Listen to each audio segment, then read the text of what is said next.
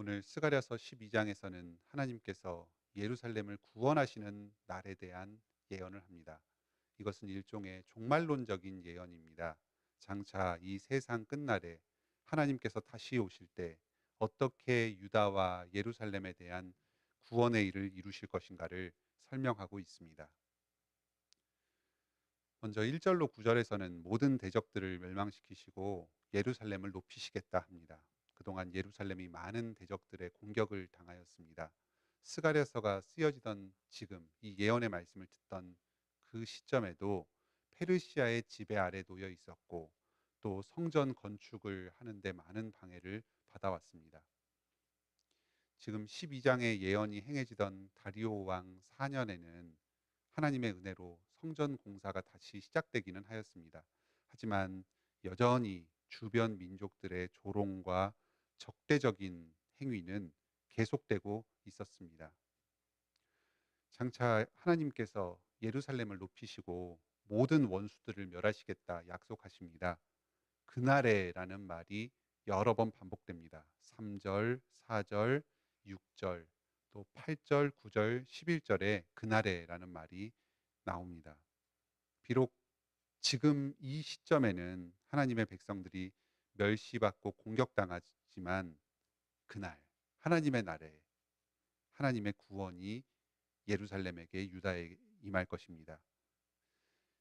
이 그날에 유다 백성들 예루살렘이 어떻게 될 것인가 하는 것을 설명하기 위해서 여러 이미지들이 사용됩니다. 먼저 예루살렘은 사방 민족들을 술 취하게 만드는 잔이 될 것입니다. 이 술 취한다 또 취하는 잔이다 하는 이 이미지는 예언서에서 심판의 이미지로 쓰입니다. 여호와의 진노의 잔이 될 것입니다.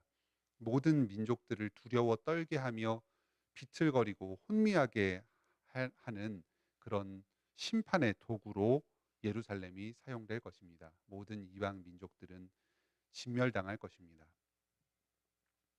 또한 예루살렘은 무거운 돌이 될 것입니다. 이방 민족들을 쳐서 무너뜨릴 것입니다. 마치 다니엘의 환상에서 그 깎지 않은 돌, 뜨인 돌이 금과 은과 동과 철로 만든 이 거대한 우상의 신상, 이 땅의 그 권세자들, 세력들을 쳐서 무너뜨리고 산산조각을 내는 것처럼 하나님의 백성들이 이 세상을 심판하고 멸망시킬 것입니다. 또 유다 지도자들은 불처럼 될 것입니다. 주변의 모든 곡식단들과 같은 이방 민족들이 쌓여 있을 때에 그 사이를 불과 같은 그 유다의 지도자들이 지나가면서 그 주변에 있는 모든 민족들을 다 불태워 무너뜨릴 것입니다. 마치 사사시대 때 삼손이 여우의 꼬리에 불을 달아서 그 여우를 풀어 놓아서 그 여우의 꼬리에 있던 불이 여러 곡식단들에 옮겨 붙어서 블레셋의 재물들을 다 태워 없애버린 것과 같이 마치 삼손과도 같은 이 능력을 유다의 지도자들이 그 여호와의 날에 발휘하게 될 것입니다.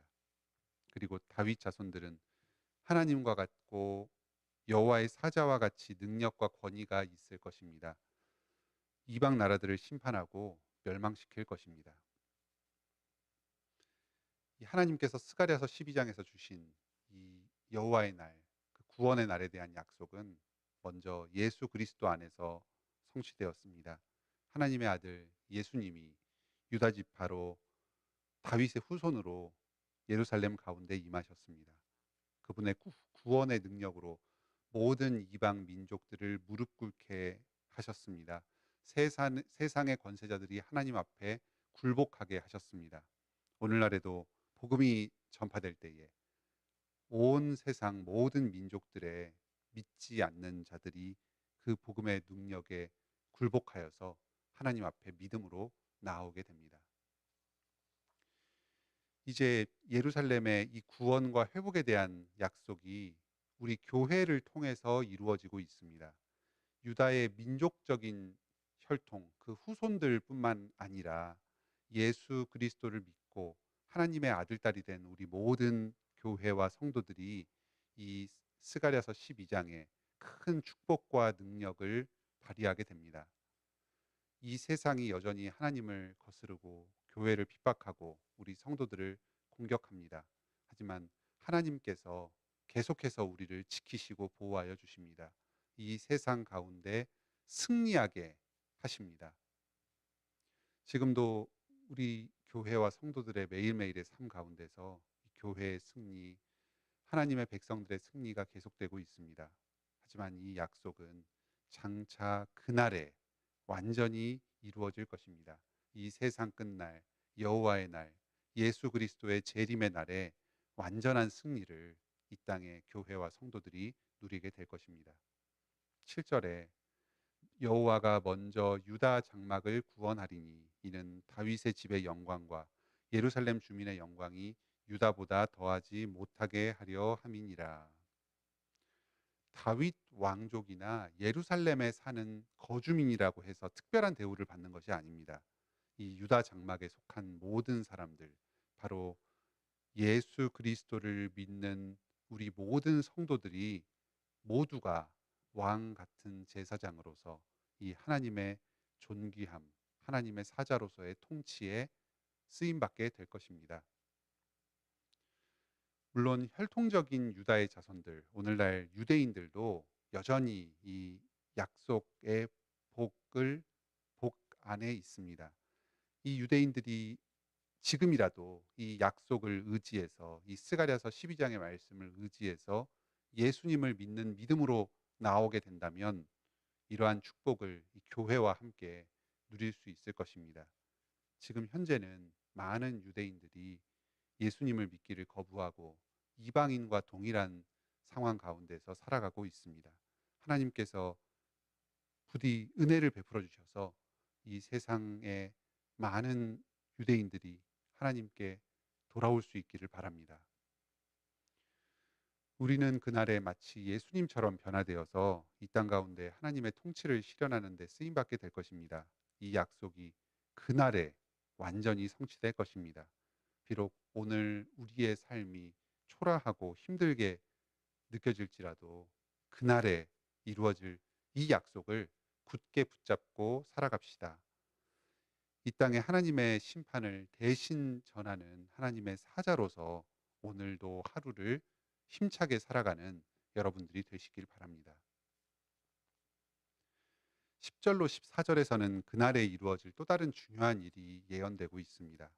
그날에는 예루살렘에 대한 큰 구원이 임함과 동시에 예루살렘에 큰 회개와 애통이 임할 것입니다. 하나님께서 다윗의 집과 예루살렘 주민들에게 은총과 간구하는 심령을 부어 주실 것입니다. 이스라엘 자손들과 모든 교회와 하나님의 백성들 가운데 큰 회개가 임할 것입니다. 이들에게 임한 이 회개는 예수 그리스도를 향한 회개입니다. 10절에 그들이 그 찌른 바 그를 바라보고 그를 위하여 애통하기를. 예수님을 죽음으로 몰아넣은 그 유대인들 가운데에 큰 회개와 애통함이 있을 것입니다. 많은 유대인들이 예수 그리스도께로 돌아오게 될 것입니다. 그와 동시에 이 땅을 살아가는 우리 신자들 또한 회개하게 될 것입니다. 바로 예수님께서 우리의 죄 때문에 십자가에 못 박혀 돌아가셨고, 바로 우리가 예수님을 찌르고 예수님을 죽음에 몰아넣은 그 장본인들입니다. 12절로 14절에 온 땅의 각 족속이 따로 애곡한다고 합니다. 이것은 교회에 속한 어느 한 사람도 그저 형식적으로 다른 사람의 회개에 편승하여서 애통하고 회개하는 척만 하면서 지나가지 않는다는 뜻입니다. 모두가 이 회개에 깊이 동참하게 될 것입니다. 다윗의 족속, 또 다윗의 후손으로서 별도의 민족으로 분화된 나단의 족속, 그리고 레위의 족속, 시므이의 족속, 또 그 밖에 모든 유대의 남은 족속들이 각각 회개할 것입니다. 또 오늘날에 적용하자면 이 땅의 모든 교회들, 모든 성도들이 예수 그리스도를 향한 큰 회개와 애통으로 가슴 치며 회개할 것입니다. 나의 죄 때문에 예수님이 십자가에 못 박히셨고 내가 바로 예수님을 죽인 죄인이요 장본인이라는 사실을 깊이 깨닫고 슬퍼하게 될 것입니다.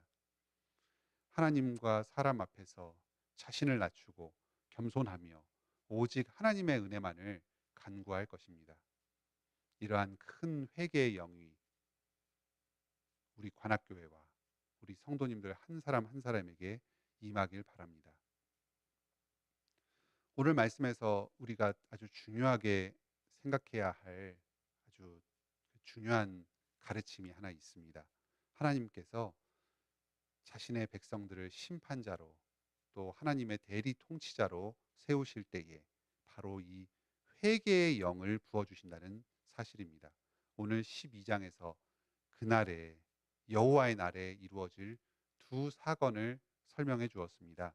예루살렘을 심판자로 세우신다는 점, 그리고 예루살렘이 애통해하며 회개할 것이라는 점, 이 두 사실을 깊이 연결시켜서 가르쳐 주십니다. 하나님 앞에서 자신의 죄를 철저하게 회개하고 나 자신이 예수님을 십자가에 못 박은 죄인이라는 사실을 깊이 애통해야 할 때 바로 그 사람을 하나님께서 세우셔서 자신의 일꾼으로 삼으시고 그 사람의 섬김을 통해서 이 땅 가운데에 하나님의 나라를 이루어 가십니다. 오늘도 말씀과 성령으로 자신의 죄를 깊이 회개하고 하나님께 죄 용서받고 또 귀하게 쓰임 받는 하나님의 백성들이 다 되시길 바랍니다. 함께 기도합시다. 하늘에 계신 우리 아버지, 이 땅에서 소망 없이 살아가는 저희들을 불쌍히 여겨주시고 오늘도 말씀으로 가르쳐 주시니 감사드립니다. 주님께서 그날에 여호와의 날 예수 재림의 날에 우리에게 예비하신 큰 축복을 기억하게 하시고 오늘 하루도 이 종말론적인 이 축복에 대한 믿음 가운데서 의미가 부여되고 힘차게 살아갈 수 있게 도와주시니 감사드립니다. 그날에 하나님의 모든 원수들은 심판당할 것이고 우리 하나님의 교회된 자녀들이 주님의 도구가 되어서 하나님과 같이 되어서 이 땅의 심판을 이룰 것입니다. 저희들은 비록 이 땅 가운데서 초라하고 고통받으며 살아가지만 우리를 영광스럽게 변화시켜 주시고 하나님의 그 왕적 권세를 함께 나누어 가지게 하여 주실 것입니다. 또 그날에는 이 땅 가운데 충만한 회개와 애통의 영이 임할 것입니다. 죄인들이 부르짖으며 하나님의 은혜를 구할 것입니다. 자신의 죄를 회개하면서 겸손하게 주님의 자비와 능력만을 의지하며 나아가게 될 것입니다. 우리 모든 관악교회 성도들이 이러한 하나님의 애통의 영, 회개의 영을 깊이 누리게 하여 주시옵소서. 나 자신을 의지하는 것이 아니라 하나님의 은혜만을 의지하여서 이 땅 가운데 주님께 쓰임 받고 주님의 뜻을 이 땅에 이루는 도구로 사용되게 하여 주시옵소서. 우리 성도들이 이 땅에서 겪는 모든 어려움들, 고통들 주님께서 아시오니 불쌍히 여겨주시고 은혜 베풀어 주시옵소서. 저희가 스스로의 힘이나 이 땅의 어떤 세력을 의지하여서 그 고통을 맞서지 않게 하여 주시고 또 좌절하고 낙심하여서 하나님께로부터 멀어지고 이 세상 가운데서 소망을 잃고 무너지지 않게 하여 주시옵소서. 오직 주님의 은혜만을 의지하고 또 그날에 주님께서 회복하실 그 구원의 영광을 바라보면서 하루하루를 주님께서 주시는 그 은혜를 의지하여서 기쁨으로 감사로 살아가게 하여 주시옵소서. 저희 성도들에게 여러 어려움들이 있습니다. 주님께서 그것들을 다 아시오니 회복시켜 주시고 치유하여 주시옵소서. 그 아픔을 너무 오래 두지 않게 하여 주시옵소서. 특히 건강이 좋지 않은 성도들 또 정서적으로 어려움을 겪고 있는 성도들이 있습니다. 주님 안에서 치유하고 회복시켜 주시옵소서. 예수 그리스도의 복음을 굳게 붙잡고 그 안에서 위로를 받으며 정서적인 안정을 되찾을 수 있도록 주여 불쌍히 여겨주시고 은혜를 베풀어 주시옵소서. 우리 교회에 안효상 차승의 두 분 장로님을 새로 허락하여 주시니 감사드립니다. 이 장로님들이 믿음에 굳건하여지고 주님을 향한 그 사랑, 우리 성도들을 향한 깊은 사랑의 마음이 넘쳐서 주님의 말씀으로 성도들을 잘 목양하며 우리 교회를 다스리게 하여 주시옵소서. 이분들의 섬김을 통해서 이 관악교회가 참 주님의 뜻이 임하며 주님의 말씀을 더욱더 힘있게 전하는 기관이 되도록 인도하여 주시옵소서.